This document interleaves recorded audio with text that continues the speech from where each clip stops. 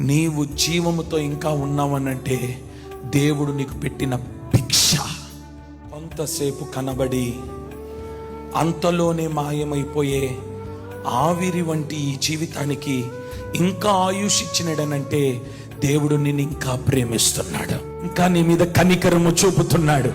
నేను ఊడిచి వేయాలనుకున్న దేవుడు దిగి వచ్చి నీ ముఖమును చూసి ఎక్కడో నీలో ఉన్న యథార్థతను బట్టి, నీలో ఉన్న నీతిని బట్టి, నీలో ఉన్న పవిత్రతను బట్టి ఆయన నిన్ను కనికరించి ఆయుష్ అనే భిక్ష వేస్తున్నాడు ఆయన. లేకపోతే నువ్వు ఎప్పుడో మట్టిలో కలిసిపోవాలి. నువ్వు చేసే పనులను బట్టి, మీరు చేసే అక్రమాలను బట్టి, మీరు మాట్లాడే మాటలను బట్టి, మీ ప్రవర్తనను బట్టి, నీ నడకను బట్టి, నువ్వు చూసే సినిమాలను బట్టి, నువ్వు మాట్లాడే భయంకరమైన బూతుల్ని బట్టి ఎప్పుడో మట్టిలో కలిసిపోవాలి నువ్వు.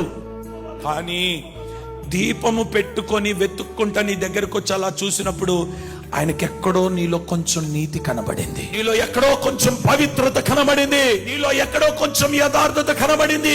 ఆ యథార్థతను బట్టి, ఆ నీతిని బట్టి, ఆ పవిత్రతను బట్టి ఉడిచివేయవలసిన నిన్ను ఇంకా కొంచెం భిక్ష పెట్టినాడు.